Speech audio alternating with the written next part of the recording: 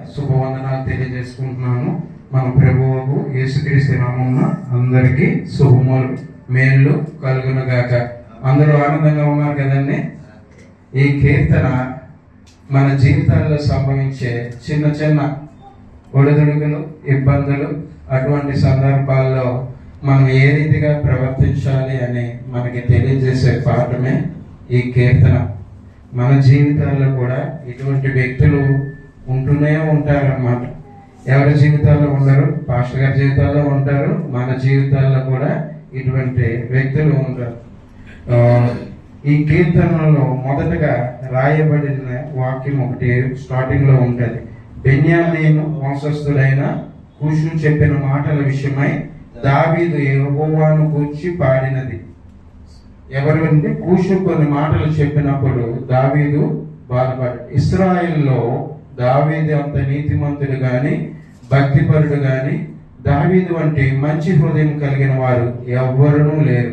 కానీ అయినప్పటికీ కూడా ఆ దావీదు మీద కూడా అపవాదులు వచ్చాయన్నమాట. ఎందుకంటే ఇక్కడున్న కూషు అనే వ్యక్తి గురించి ఆయన ఏం చేశాడంటే, సౌలు దగ్గర గొప్పతనం పొందుట కొరకు, సౌలు దగ్గర తన గొప్పవాడు అనిపించుకుంటూ దావీదు సౌలు సమూహం నుండి పారిపోయినప్పటికీ ఆయన వెంటాడి ఎక్కడున్నాడు వెతికి మరి సౌలుకి ఇన్ఫర్మేషన్ ఇస్తూ ఉండేవాడు అన్నమాట. అందుకు అలాగే దావీదు మీద కూడా కొన్ని అపనిందలు మోపుతూ ఉండేవాడు. ఏంటనేది ఇప్పుడు ఈ ధ్యానం చేసుకునేటప్పుడు మనం తెలుసుకుందాం. దావీదు మంచివాడు కాదని, దావీదు అన్యాయస్తుడని, అలాగా కొన్ని మాటలు దావీదుపై చెప్పినప్పుడు దావీదు ఎటువంటి హృదయం కలవాడంటే దావీదు మంచి హృదయం కలవాడు. అందుకనే దేవుడు చెప్తూ ఉండేవాడు కదా మనతో, దావీదు నా హృదయానుసారుడు. అంటే దేవుని హృదయంలో ఏది ఉందో ఆ హృదయాన్ని అనుసరించి దావీదు ప్రవర్తించేవాడు అన్నమాట. అటువంటి దావీదు మీద అపనిందలు మీ నా జీవితంలో కూడా అటువంటి వ్యక్తులు లేకపోరండి, ఉన్నారు లోకంలో కూడా.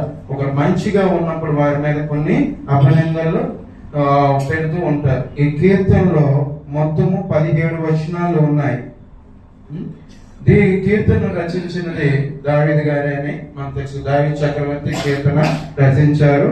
అలాగే ఏ సందర్భంలో రచించారంటే ఇప్పుడు అనుకున్నాను కదండి, కూషు తన మీద కొన్ని మాటలు పలికినప్పుడు ఆ మాటలు దావీదు తీసుకోలేకపోయాడు. చాలా బాధ కలిగి ఆ సందర్భంలో ఈ కీర్తన రాయడం అనేది జరిగింది.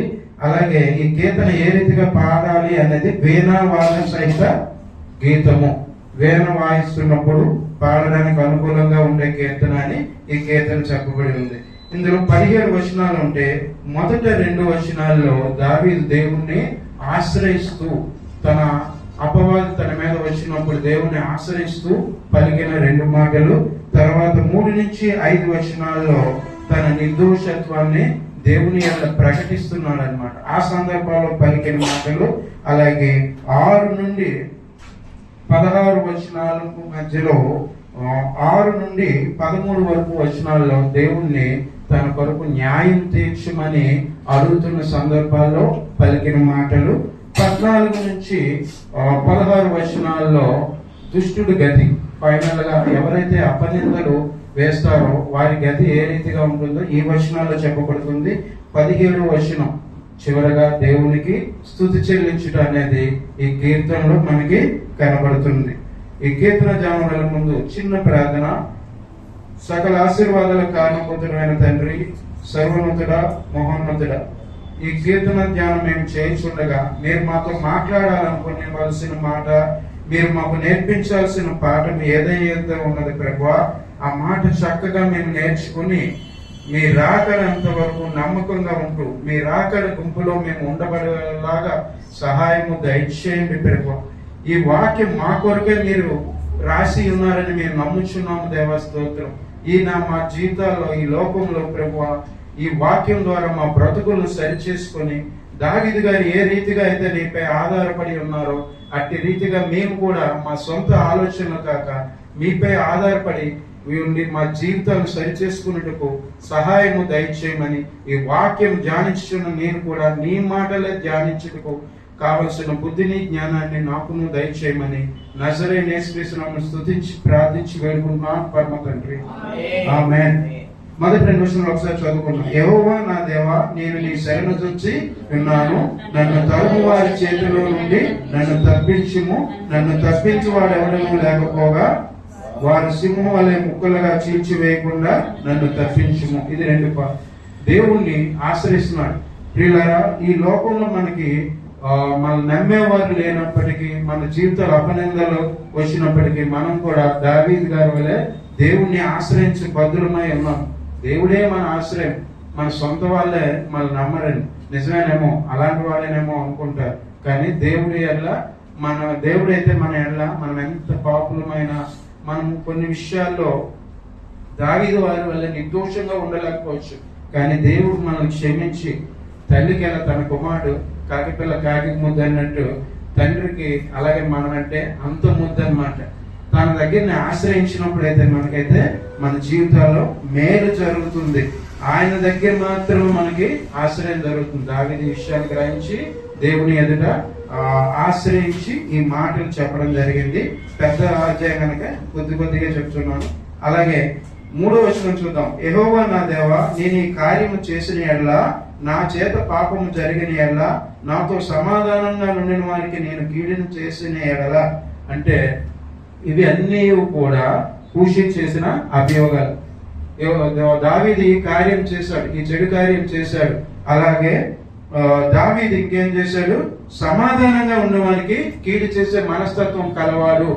అలాగే నెక్స్ట్ పాపము చేశాడు అని ఇన్ని మాటలు దేవుడు ఏం చెప్తున్నాడు అంటే, కూషి ఏం చెప్పాడు? దావీదు ఎడ్ల ఒక అపనిందలు వేసిన మాటలు అన్నమాట. ఈ మాటల విషయమే దావీదు ఎంతో గొప్పగా బాధపడడం జరిగింది. ప్రియులారా, మనం తప్పు చేసి మాట పడాలంటే మనకి బాధ అనిపించదు. కానీ చాలా సందర్భాల్లో మనం చేయని మాటలు మనం పడనేవి మనం జీవితంలో పడాల్సి ఉంటుంది అన్నమాట. అటువంటిప్పుడు మనం చాలా బాధపడతాం. కానీ ఇక నుంచి మనం బాధపడక్కర్లేదు. ఎందుకంటే మన క్రియలు దేవుడు ఎరుగునన్నమాట. ఇక ముందు మాటలలో అవి విషయాలు దేవుడు మనకి బయలుపరచబడుతున్నారు అన్నమాట. అలాగే శత్రువు నన్ను తన నిర్దోషత్వం దావీదు ఇట్టి రీతిగా ఈ మాటలు పలికి, శత్రువు నన్ను తరిమి పట్టుకొననిమ్ము, నా ప్రాణమును నేలకి అనగదొక్కనిమ్ము, నా అతిశయస్పదం మట్టిపాలు చేయనిమ్ము, నిర్నిమితంగా నన్ను బాధించిన వారిని నేను సంరక్షించుతాను కదా అని దావీదు పలుకుతున్నాడు అన్నమాట.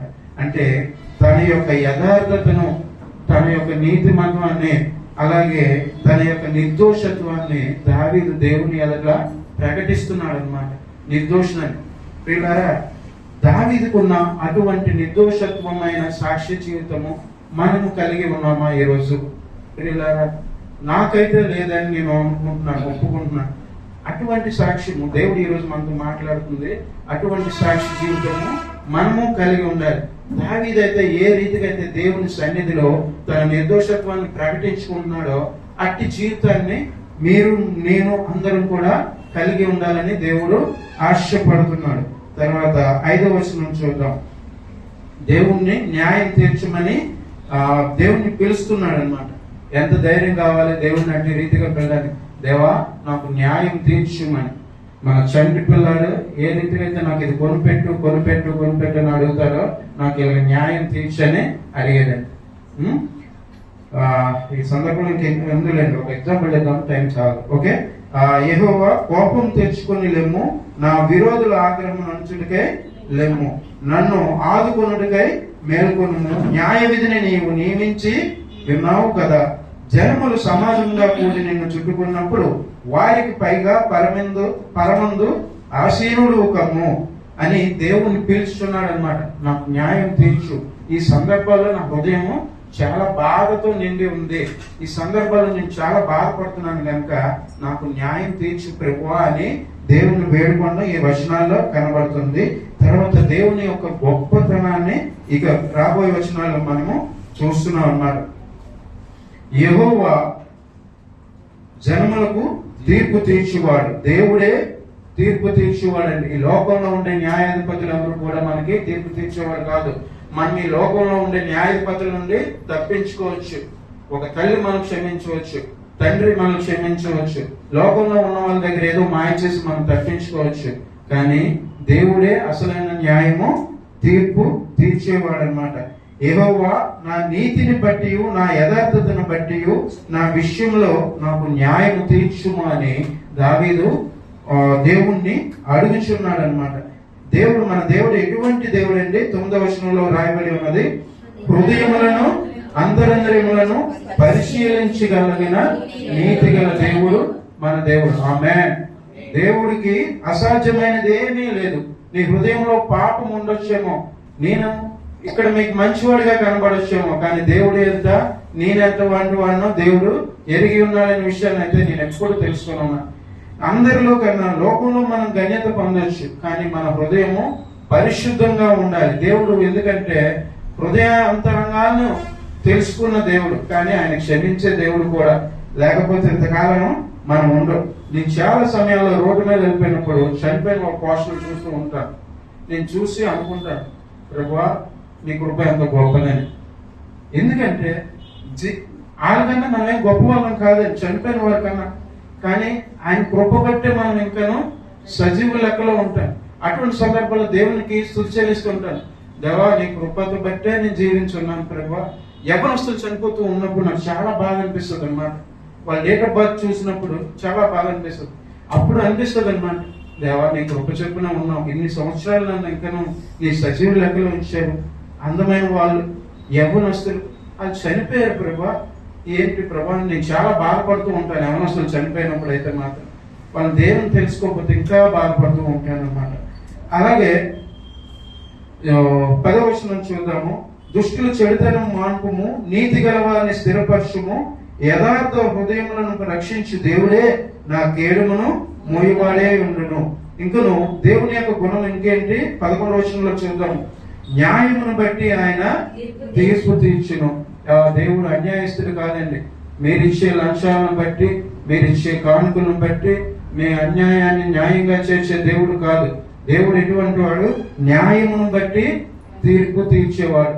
మన స్నేహితులు ఈ లోకంలో ఉండే న్యాయాధిపతులు మనం ఇచ్చే ఫీజులు బట్టి, మనం ఇచ్చే దీన్ని బట్టి ట్రీట్మెంట్ చేస్తారేమో, కానీ మన దేవుడైతే న్యాయం మాత్రమే చూసే దేవుడు కనుక దేవుడి ఎడల మనం ఎప్పుడు కూడా యథార్థంగా ఉండాలి. ఆయన ప్రతి దినము కోప్పడు దేవుడు.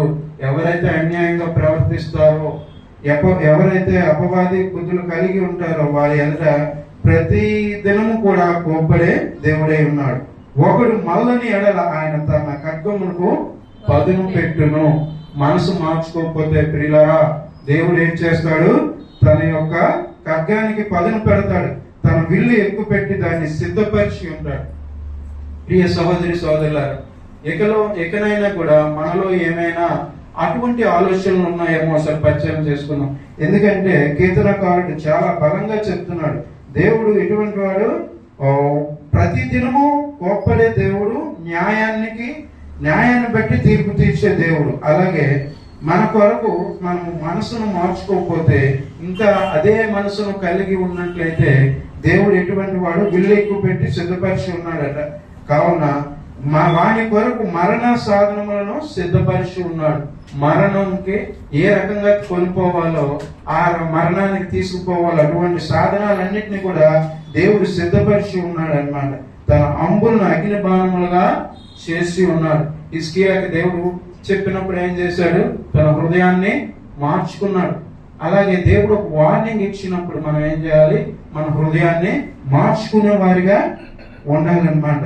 పాపము కనుటకు వాడు, ఇంకను 14 నుంచి 16 వచనాల్లో దుష్టుడు స్వభావం ఏ రీతిగా ఉంటుంది అనే దాని గురించి వచనాలు. పాపము చెడు స్వభావం కలవారు దుష్టులు, ఇంకను వారిని ఏమంటారంటే లేనివి పుట్టించువారు.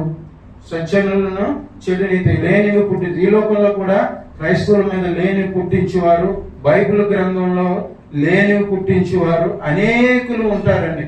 వారి కొరకే రాయబడిన మాటలు ఇవన్నమాట. పాపమును కనుటకు వాడు ప్రసవ వేదన పడుచున్నాడు, చేటును గర్భమును ధరించిన వాడే అబద్ధమును కని ఉన్నాడు. వీరందరూ కూడా వారు గుంట త్రవ్వి దాన్ని లోతు చేసి ఉన్నారు, తాను త్రవ్విన గుంటలో తానే పడిపోయింది. వారి ఫైనల్ పరిస్థితి, డెస్టినేషన్ అన్నమాట. వారు తలంచిన చేటు వాని నెత్తి మీదకే వచ్చును. వాడు యోచించిన బలత్కారం వారి నడినెత్తి మీదే పడును. ప్రియులారా, మనకైతే ఎవరైతే చెడు చేయాలని అనుకుంటున్నారో కూషు లాంటి వారు, వారి గమ్యము, వారి ఫైనల్ డెస్టినేషన్ ఇదే. ప్రియులారా, నా జీవితాల్లో కూడా ఇందాక నేను చెప్పాను, జీవితంలో దేవుడు నన్ను సజీవ లెక్కలో ఉంచడం ఎన్నోసారి స్తుతులు. ఇలాగే నా జీవితాల్లో కూడా 3-4 కూషులు పడ్డారన్నమాట. కానీ దేవుడి చిత్తం ఏంటంటే వాళ్ళు నలగొట్టాడు. నేను మళ్ళీ వారి గురించి ప్రార్థన చేశాను. ఎందుకంటే మా ఉద్యోగాల్లో సిస్టర్కి ముందే ఉంటుంది, కూషులు లాంటి వాళ్ళు చాలా మంది ఉంటారు.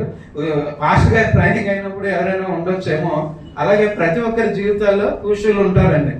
అప్పుడు దేవుడు మనం ఏం అనక్కర్లేదు, ప్రార్థన చేసుకోవడమే. అప్పుడు నేనైతే బాధపడేవాడిని. నేను చాలా సందర్భాల్లో బాధపడినప్పుడు దేవుడు వాళ్ళు ఫుల్గా నలగెడితే వాళ్ళ పరిస్థితి చూసి నేనే ప్రభా విడిచిపెట్టి ప్రభా అని ప్రార్థన చేశాను. విడిచిపెట్టంటే వాళ్ళు మళ్ళీ సెపరేట్ అయ్యారనమాట. అంటే మన దేవుడు, మనం అలా అనుకుంటాం కానీ మనం వెనక ఉండే దేవుడు అనమాట. సైన్యములకు అధిపతి యెహోవా అయిన దేవుడు మన తరపున ఆయన యుద్ధం చేస్తాడు. మనం చేయక్కర్లేదు, ఆయనే చేస్తాడు. చాలా సందర్భాల్లో నాకు జీవితాలు దాన్ని బట్టి నేను, ఎందుకంటే నేనేదో గొప్పవని నేను చెప్పట్లేదు, దేవుని గొప్పతనం చెప్పడానికే చెప్తున్నాను. మీరు ఒక్కసారి గుర్తు చేసుకోండి, మీ పట్ల కూషులో ప్రవర్తించేవాడు దేవుడు దండన చేశాడా లేదా? తిరిగి వాళ్ళ గురించే మనం ప్రార్థన చేయాల్సిన పరిస్థితి దేవుడు మనకి తీసుకొస్తారన్నమాట. చివరగా అదే దేవుడు ఇక్కడ కృతజ్ఞతాస్తుతులు దావీదు గారు చెప్తున్నారు, యెహోవా న్యాయం విధించువాడని నేను ఆయనకి కృతజ్ఞతాస్తుతులు చెల్లించదను, సర్వోన్నతుడైన యెహోవా నామమును కీర్తించదు. ఆయన మన జీవితాలు చేసిన మేలు బట్టి ఆయన మనం కీర్తించే బద్దులమై ఉన్నాము. ఆయనకి ఎప్పుడు కూడా కృతజ్ఞతాస్తుతులు చెల్లించ బద్దులమై ఉన్నాము. ప్రియులారా, ఈ సందర్భం ఒక్కసారి గుర్తు చేసుకొని మన ఎడల అన్యాయంగా అపనిందలు మోపిన వారి పట్ల దావీదైతే ఏ రీతిగా ప్రకటన చేశాడో, అట్టి రీతి ప్రార్థన చేశాడో, మనము కూడా అట్టి రీతిగా ప్రార్థన చేసి జీవితంలో మేలును పొందిన విషయాన్ని బట్టి దేవునికి కృతజ్ఞతాస్తుతులు చెల్లించ బదులమై మనమందరం ఉన్నాము. ఈ పాఠాన్ని నేర్చుకున్న మనం కూడా మన జీవితాలను సరిచేసుకొని దేవుని మీద మాత్రమే ఆధారపడి జీవించే బదులమై ఉందామని ఈ పాఠాన్ని నేర్చుకున్న దాన్ని బట్టి దేవునికి స్తుతులు స్తోత్రాలు తెలియజేసుకున్నాం. ఆమేన్.